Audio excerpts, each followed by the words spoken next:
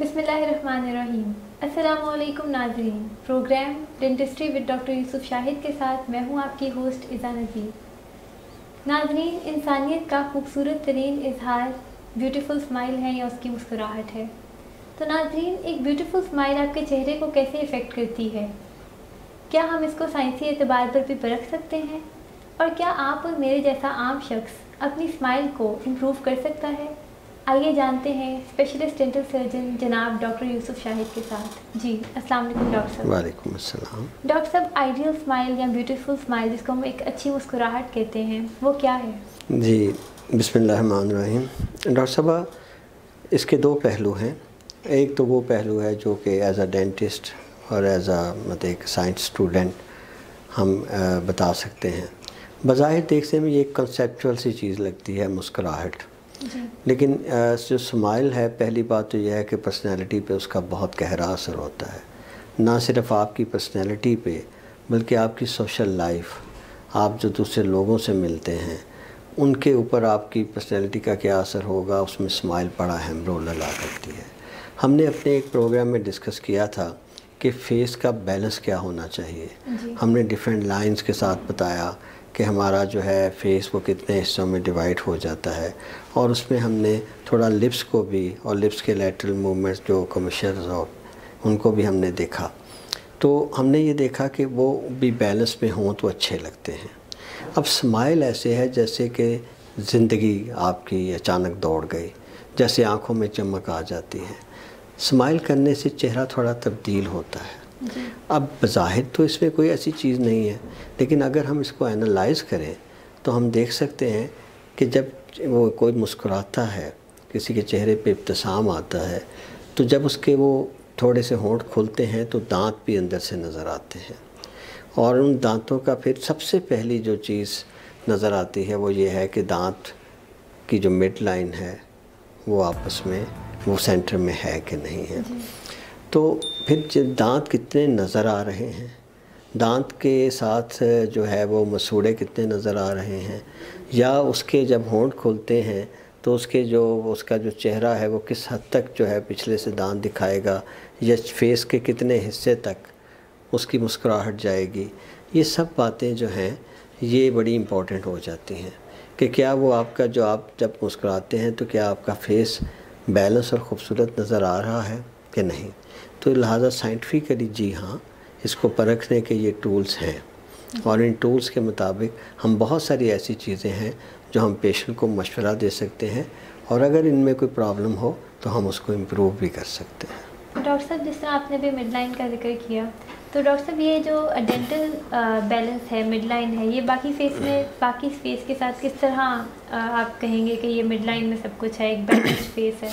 लेकिन जब बच्चा बिल्कुल पैदा होता है ना, तो उसके चेहरे में एक सेंट्रल एक स्यूचर आ रहा होता है, जो कुछ उसका पैदा होने से पहले कुछ स्यूचरल पार्ट जैसे इंटरनेज़ल एरिया है वो मिल जाता है, मेटॉपिक स्यूचर आता है। तो वो दरअसल एक मिड लाइन तो वहीं से ही डिसाइड हो जाती है, कुछ हिस्से बर्थ के बाद मिलते हैं। तो लेकिन ये होता है कि उसके साथ फेस जो है वो हमने अपने प्रोग्राम में ऑर्थोडोंटिक में डिस्कस किया था कि बड़ा सिमेट्रिकल बनता है। एक तरफ की साख्त है वो दूसरी तरफ से मिलती है, चेहरे की एक तरफ की विड्थ दूसरी तरफ की विड्थ से मिलती है, एक तरफ की वर्टिकल हाइट दूसरी वर्टिकल हाइट से मिलती है। ये इन सब के दरमियान जो मीडियन लाइन है, जो मिड लाइन है, जो हमारे हिस्से फेस को दो हिस्सों में कर देती है, तो उसके साथ अगर देखा जाए तो वो हमारा दोनों भवों के दरमियान जो अगर हम नीचे आते जाएं तो नाक के सेंटर से और फिर फिल्ट्रम जो है हमारा, इसको अगर हम देखें तो ये मिड लाइन की रिप्रेजेंटेशन है फेस पे बहुत बड़ी। तो इसके साथ नीचे अगर चले जाएं तो हमारी जो मैंडिबल की बोन है वो आके सेंटर में मिलती है, सिम्फिसिस मेंटाई जिसे उसमें। तो वो जो उसका एरिया है, अगर मुंह खोलने से दांत इस दांतों के जो दोनों सेंट्रल इंसाइज़र हैं, या आप ये समझ लें कि दोनों आर्च ऊपर और नीचे जहाँ आके मिलती हैं, वो लाइन बिल्कुल इस लाइन के साथ क्रॉस करनी चाहिए। वहाँ दांत नहीं होना चाहिए, दांत जिन लाइंस में मिलते हैं वहाँ वो हिस्सा होना चाहिए। तो ये जो बैलेंस है ये बड़ा क्रिटिकल होता है। अगर आपके मुंह खोलने से वो बैलेंस ज़रा सा भी ख़राब हो, اگر لگے کہ ایک آرچ ایک طرف شفٹ ہے تو ایک امبیلنس اب آپ کی اسمائل دینے سے آتا ہے جو کہ ذہن کو اور چہرے کو اچھا فیل نہیں ہوتا، اس کی پرسیپشن ذرا ڈیفرنٹ ہوتی ہے. تو mid line is very important. Mid line آپ سمجھ لیں کہ فیس کو جس طرح ویسے ہمارا فیس بیلنسڈ ہے، جب آپ اسمائل کرتے ہیں بیلنس یہ برقرار تب رہتا ہے جب آپ کی مڈ لائن سینٹر میں. جی تو ڈاکٹر صاحب ابھی آپ نے بات یہ بھی کی کہ آپ کا انسائزر شو ہونا چاہیے اور گم جو ہے وہ نظر آنے چاہیے، تو کتنا انسائزر شو ہونا چاہیے یا پھر اوور آل ٹیتھ کا کتنا شو ہونا چاہیے؟ ڈاکٹر صاحب وہی جو ہم نے 2-3 امپورٹنٹ رولز ہیں جو ڈینٹسٹری میں یہ بڑے امپورٹنٹ چیزیں ہیں. جی یہ آئی تھنک کہ بڑی ہارڈ ورک کے بعد یہ چیزیں جو ہیں ڈیسائیڈ ہوئی ہیں.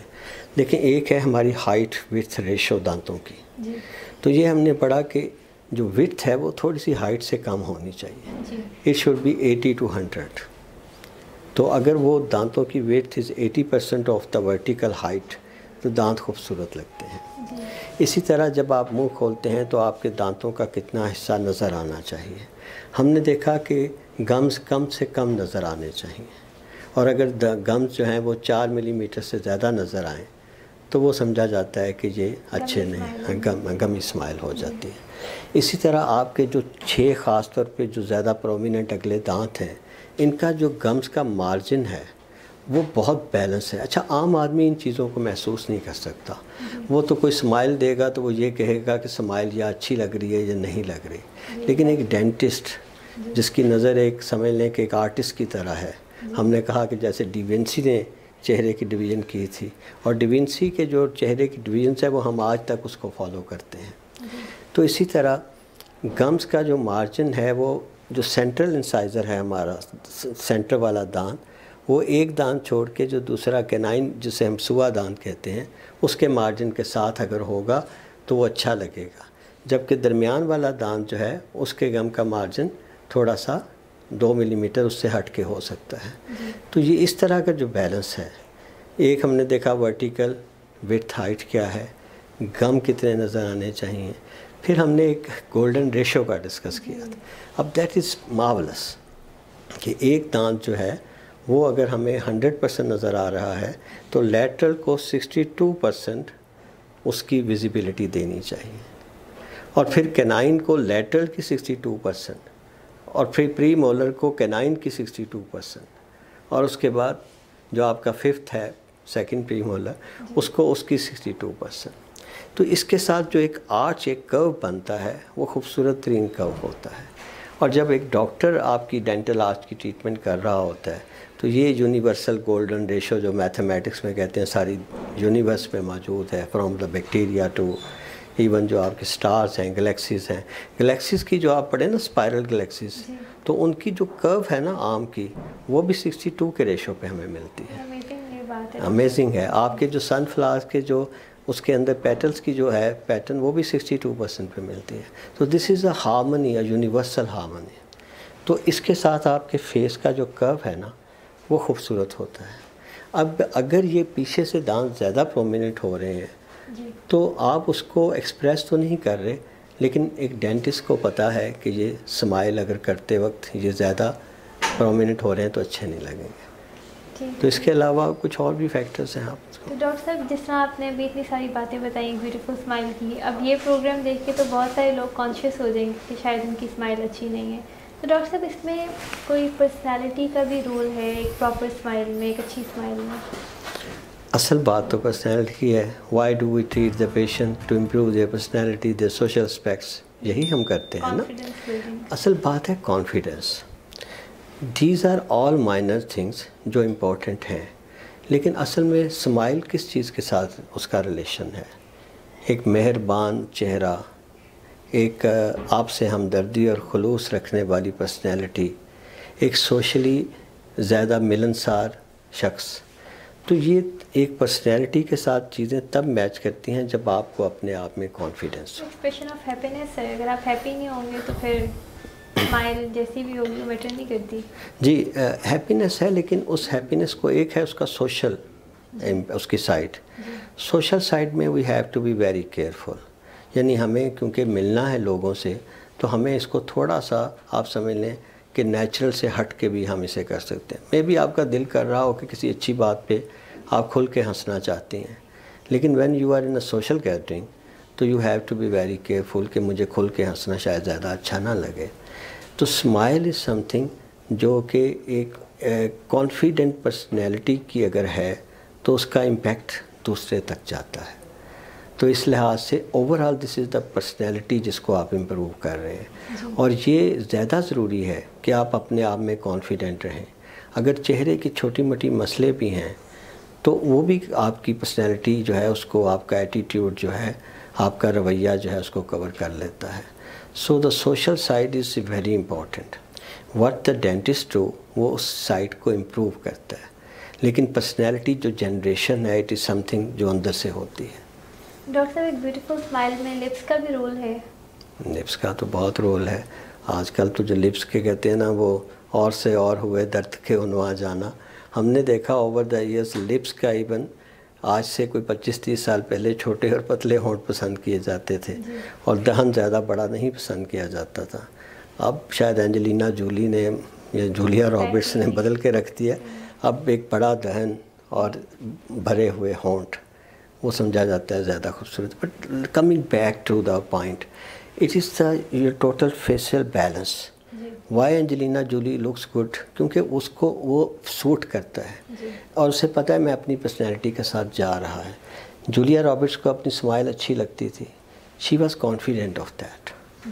تو یہ جو اس کا مطلب یہ ہے کہ جو آج کل تو ویسے وہ بڑی اسٹڈی ہو رہی ہے نا, آپ کا یہ جو اینگل ہے یہ ٹوٹل اینگل جو ہے سمجھا جاتا ہے خوبصورتی کا سٹینڈرڈ اسی اینگل سے ہوتا ہے. لوور فیشل اور آپ کا اس میں منہ اور آپ کے اس میں دانتوں کی اسمائل, آپ کا بیلنس, آپ کا نوز, یہ چیزیں آپ کو پتہ ہے آج کل یہ سرجری جو ہے جو زیادہ تر ایستھیٹک سرجری ہے وہ یہیں زیادہ ہو رہی ہے. تو یہ امپورٹنٹ ہے بالکل. لپس جو ہیں they are a part of this, آپ کے اس سارے کا حصہ ہیں, تو وہ بہت امپورٹنٹ ہے. بہت شکریہ ڈاکٹر صاحب.